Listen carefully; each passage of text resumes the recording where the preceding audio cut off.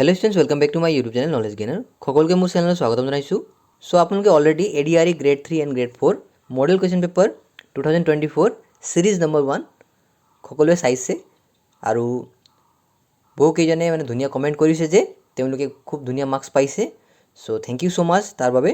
So আজি মই আপোনালোকৰ বাবে লৈ আহিছোঁ ADRE grade 3 and grade 4 series number 2, য'ত নেকি আমি টপিক ডিছকাছ কৰিম জিঅ'গ্ৰাফি। গতিকে এইটো আপোনাৰ মক টেষ্ট হিচাপে আপোনালোকে ল'ব। সো ইয়াত আপোনাৰ মোৰ দেন 15 কুৱেশ্যনছ থাকিব। সো আপোনালোকে ভালদৰে চাওক আৰু আপোনালোকে টাৰ্গেট কৰক যে মোৰ দেন আপোনালোকে মাৰ্কছ মানে স্ক'ৰ কৰিব। সো বলক আজি ভিডিঅ'টো আৰম্ভ কৰোঁ।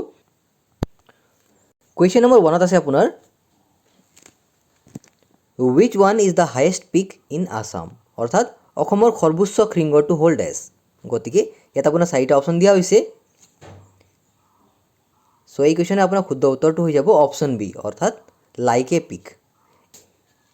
এই আপোনাৰ লাইকে পিক যি আছে এইটো একচুৱেলি মানে আননেম পিক হয়, যি নেকি আপোনাৰ ডিমা হাছাও ডিষ্ট্ৰিক্টত লোকেটেড হয়, মনত ৰাখিব। আৰু যদি আমি ৰেঞ্জৰ বিষয়ে মানে অলপ চাওঁ, দেন অসমৰ যি আপোনাৰ হায়েষ্ট মাউণ্টেইন ৰেঞ্জ হ'ল বৰাইল, মনত ৰাখিব, BORAIL, বৰাইল। আৰু আপোনাৰ এই বৰাইল ৰেঞ্জত দুটা পিক মানে লোকেটেড হয়। সেই পিক দুটা হ'ল আপোনাৰ, এটা হ'ল থুমজেং, THUMJANG, থুমজেং, আৰু আনটো হ'ল আপোনাৰ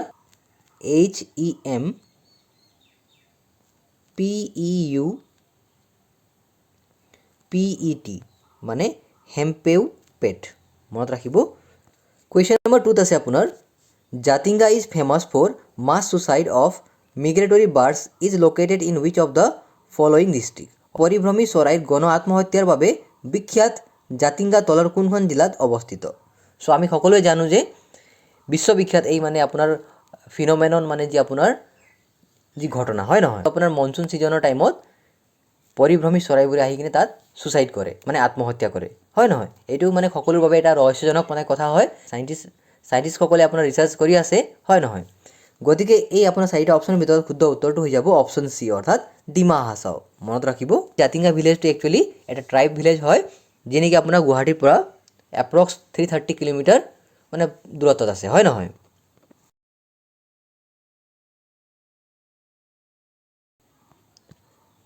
কুৱেশ্যন নম্বৰ 3ত আছে আপোনাৰ which river is known as the life line of Kerala, অৰ্থাৎ কোনখন নদীক কেৰেলাৰ জীৱন ৰেখা হিচাপে জনা যায়।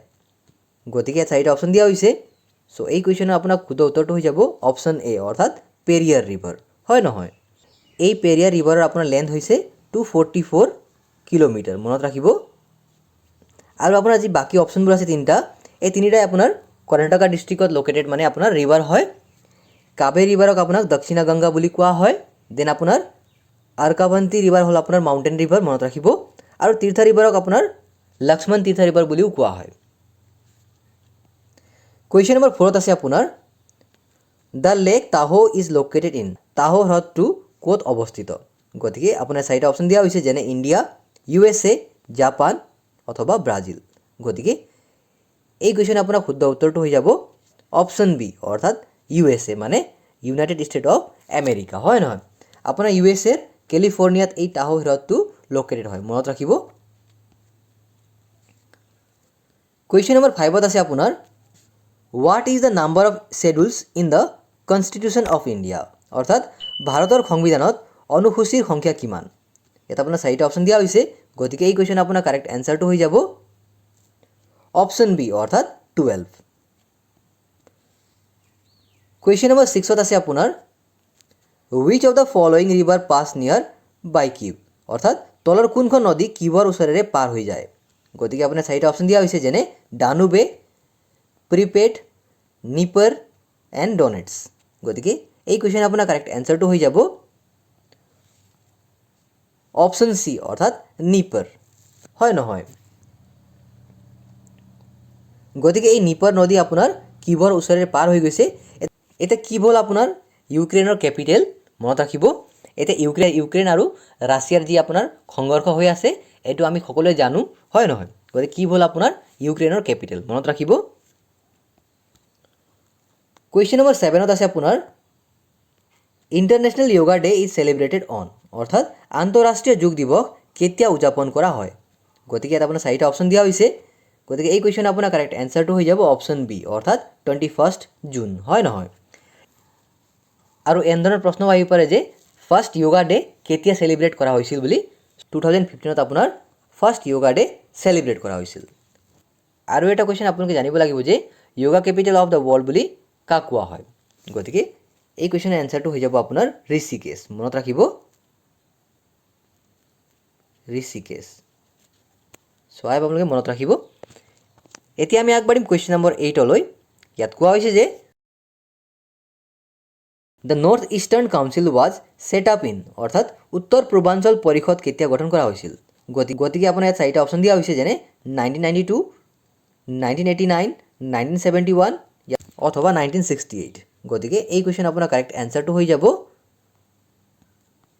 অপশ্যন সি অৰ্থাৎ 1971 মনত ৰাখিব আৰু এই আপোনাৰ নৰ্থ ইষ্টাৰ্ণ কাউন্সিলক শৰ্টলি NEC বুলি কোৱা হয় মনত ৰাখিব কেতিয়াবা আপোনাৰ ফুল ফৰ্মো আহিব পাৰে এতিয়া আমি আগবাঢ়িম কুৱেশ্যন নম্বৰ 9 লৈ ইয়াত কোৱা হৈছে যে the largest landlock country in the world is dash অৰ্থাৎ বিশ্বৰ সৰ্ববৃহৎ ভূমি আবদ্ধ দেশখন হৈছে ডেছ এটা অপশ্যন দিয়া হৈছে সো আপোনালোকে প্লিজ গেছ কৰক এই কুৱেশ্যনৰ মানে শুদ্ধ উত্তৰটো কি হ'ব পাৰে এটা চাওক এনসাৰ কৰাৰ আগতে আপোনালোকে বুজিব লাগিব যে লেণ্ডলক কাউন্ট্ৰি মানে কি হয় হয় নহয় লেণ্ডলক কাউন্ট্ৰি মানে এনে এটা আপোনাৰ কাউন্ট্ৰি হয় যিনিকি আপোনাৰ ইণ্ডিপেণ্ডেণ্ট আৰু আপোনাৰ সভাৰেইন মানে ষ্টেট হয় যাৰ নেকি আপোনাৰ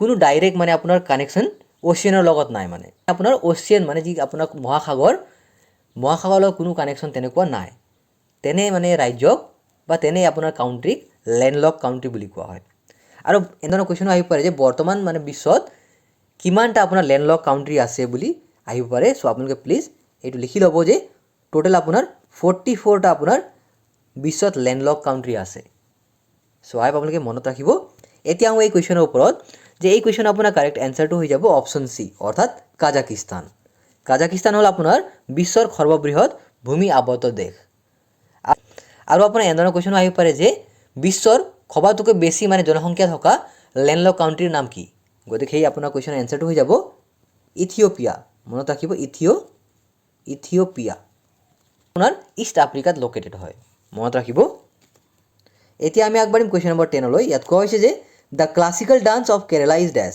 অৰ্থাৎ কেৰেলাৰ শাস্ত্ৰীয় নৃত্য হৈছে ডেছ গতিকে এটা আপোনাৰ চাৰিটা অপশ্যন দিয়া হৈছে এই কুৱেশ্যন আপোনাৰ শুদ্ধ উত্তৰটো হৈ যাব অপশ্যন বি অৰ্থাৎ কথকলি মনত ৰাখিব এতিয়া চাওক আপোনাৰ বাকি যি অপশ্যন আছে যেনে কুচিপুড়ি এটি হ'ল আপোনাৰ আন্ধ্ৰ প্ৰদেশৰ শাস্ত্ৰীয় নৃত্য মানে ক্লাছিকেল ডান্স তেনেদৰে আপোনাৰ ভাৰতনাট্যম হ'ল তামিলনাডুৰ আপোনাৰ ক্লাছিকেল ডান্স আৰু কথক হ'ল আপোনাৰ নৰ্থ ইণ্ডিয়া অৰ্থাৎ ইউপি মানে উত্তৰ প্ৰদেশৰ ক্লাছিকেল ডান্স সো আপোনালোকে এইবোৰ টুকা বনাই ল'ব এতিয়া আমি আগবাঢ়িম কুৱেশ্যন নম্বৰ 11 লৈ কুৱেশ্যন নম্বৰ 11 কোৱা হৈছে যে who wrote the book Hind Swaraj অৰ্থাৎ হিন্দ স্বৰাজ গ্ৰন্থ কোনে লিখিছিল গতিকে ইয়াত আপোনাৰ চাৰিটা অপশ্যন দিয়া হৈছে যেনে MK গান্ধী ভগত সিং JL নেহৰু আৰু ইন্দিৰা গান্ধী গতিকে এই কুৱেশ্যন আপোনাৰ কাৰেক্ট এনসাৰটো হৈ যাব অপশ্যন এ অৰ্থাৎ MK গান্ধী মনত ৰাখিব এতিয়া আমি জানো যে জৱাহৰলাল নেহৰুৰ মোষ্ট ফেমাছ যি কিতাপ আছিল সেইটো হ'ল দ্য ডিস্কভাৰী অফ ইণ্ডিয়া হয় নহয় তেনেদৰে আপোনাৰ ইন্দিৰা গান্ধীৰ মোষ্ট ফেমাছ কিতাপ হ'ল মাই ট্ৰুথ হয় নহয়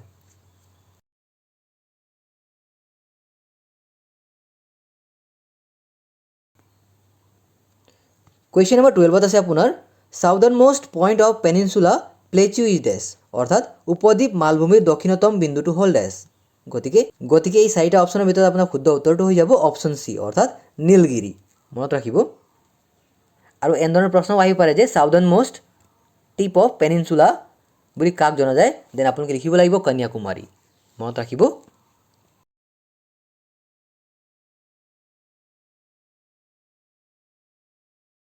এতিয়া আমি আগবাঢ়িম কুৱেশ্যন নম্বৰ 13 লৈ ইয়াত কোৱা হৈছে যে which lake is going to be the largest state lake of Assam অৰ্থাৎ কোনটো বিল অসমৰ সৰ্ববৃহৎ ৰাজ্যিক হ্ৰদ হ'বলৈ গৈ আছে গতিকে ইয়াত আপোনাৰ চাৰিটা অপশ্যন দিয়া হৈছে সো কাৰেক্ট এনসাৰটো হৈ যাব আপোনাৰ অপশ্যন সি অৰ্থাৎ শিলচাকো বিল মনত ৰাখিব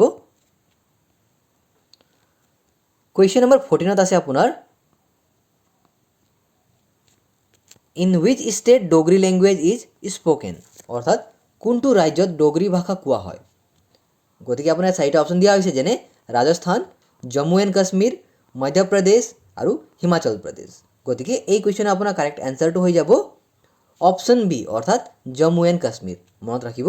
কুৱেশ্যন নম্বৰ 15লৈ ইয়াত কোৱা হৈছে যে who was the first Assamese women IAS officer, অৰ্থাৎ প্ৰথম অসমীয়া মহিলা IAS বিষয়া কোন আছিল। গতিকে আপোনাৰ চাৰিটা অপশ্যন দিয়া হৈছে। চ' এই কুৱেশ্যনৰ আপোনাৰ কাৰেক্ট এনচাৰটো হৈ যাব অপশ্যন এ, অৰ্থাৎ পাৰুল দেৱী দাস। মনত ৰাখিব, তেওঁ আছিল অসমৰ প্ৰথম ৱমেন IAS অফিচাৰ। তেনেদৰে যি আপোনাৰ অপশ্যন বি আছে আন্না আৰ মালহোত্ৰা, তেওঁ আছিল ভাৰতৰ প্ৰথম মহিলা IAS বিষয়া। চ' আপোনালোকে মনত ৰাখিব।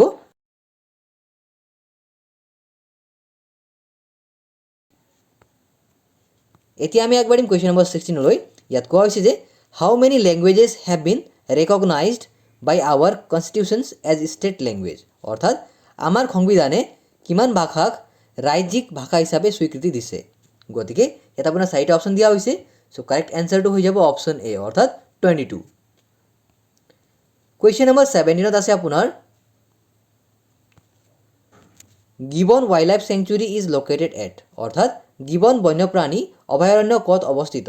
গতিকে আপোনাৰ ইয়াত চাৰিটা অপশ্যন দিয়া হৈছে, যেনে নগাঁও, যোৰহাট, কোকৰাঝাৰ আৰু শোণিতপুৰ। গতিকে এই কুৱেশ্যনৰ কাৰেক্ট এনচাৰটো হৈ যাব অপশ্যন বি, অৰ্থাৎ যোৰহাট। মনত ৰাখিব।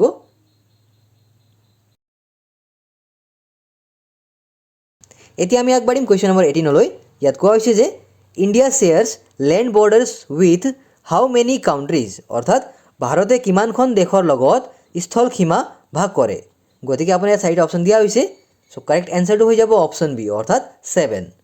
সেই 7 কি হয় আপোনাৰ, যেনে পাকিস্তান, মনত ৰাখিব, মই শ্বৰ্টত লিখিছোঁ পাক বুলি, তেনে চাইনা, দেন নেপাল,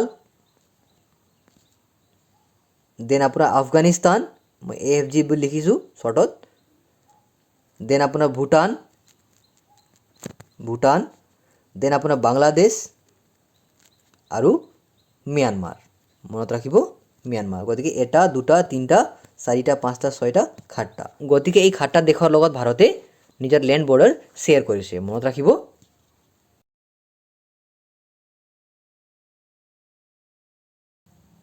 এতিয়া আমি আগবাঢ়িম কুৱেশ্যন নম্বৰ 19লৈ। ইয়াত কোৱা হৈছে যে Hirakud dam is located on which river, অৰ্থাৎ হীৰাকুড বান্ধ কোনখন নদীত অৱস্থিত। গতিকে আপোনাৰ চাৰিটা অপশ্যন দিয়া হৈছে, যেনে মহানদী, গোমতী, তাপ্তি, ইয়াৰ নন অফ দ্য এবভ। গতিকে এই কুৱেশ্যনৰ কাৰেক্ট এনচাৰটো হৈ যাব অপশ্যন এ, অৰ্থাৎ মহানদী। হয় নহয়? এতিয়া এনেধৰণৰ কুৱেশ্যন আহিব পাৰে যে মহানদী ক'ত অৱস্থিত। গতিকে এইটো হৈ যাব আপোনাৰ ওড়িশাত। হয় নহয়? ক'ত আছে আপোনাৰ? ওড়িশাত।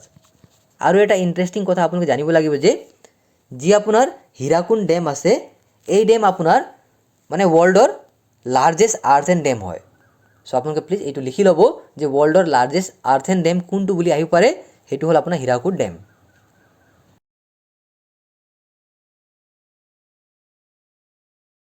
এতিয়া আমি আগবাঢ়িম কুৱেশ্যন নম্বৰ 20লৈ।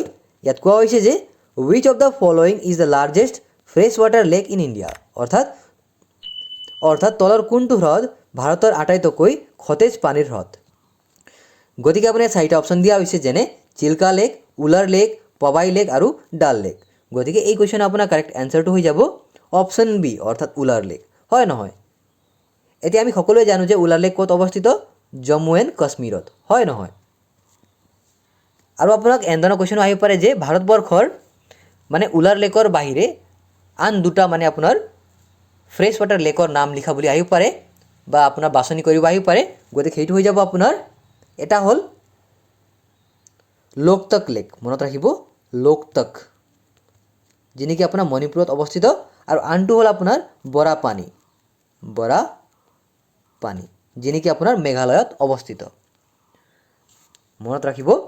আৰু যি আপোনাৰ বাকী অপশ্যনবোৰ আছে, যেনে চিল্কা লেক, এইটো হ'ল আপোনাৰ ওড়িশাত অৱস্থিত। তেনেদৰে আপোনাৰ পবাই লেক মহাৰাষ্ট্ৰত অৱস্থিত, আৰু ডাল লেক আপোনাৰ জম্মু এণ্ড কাশ্মীৰত অৱস্থিত।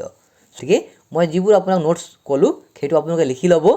আজিৰ কাৰণে ইমানে, লগ পাম অন্য এটি ভিডিঅ'ত। চ' আপোনালোকে প্লিজ কমেণ্টত জনাবচোন 20 মাৰ্কছৰ ভিতৰত আপোনালোকে কিমান মাৰ্কছ পালে। হয় নহয়? চ' যদি ভিডিঅ'টো ভাল পাইছে দেন প্লিজ লাইক এটা কৰি দিব। আৰু যদি আপোনালোকে এতিয়ালৈকে মোৰ চেনেলটোক ছাবস্ক্ৰাইব কৰা নাই দেন প্লিজ চেনেলটোক ছাবস্ক্ৰাইব কৰি দিব। চ' থেংক ইউ ছ' মাছ, লগ পাম অন্য এটি ভিডিঅ'ত। তেতিয়ালৈকে পঢ়ি থাকক, শিকি থাকক, and once again all the best for your upcoming exams.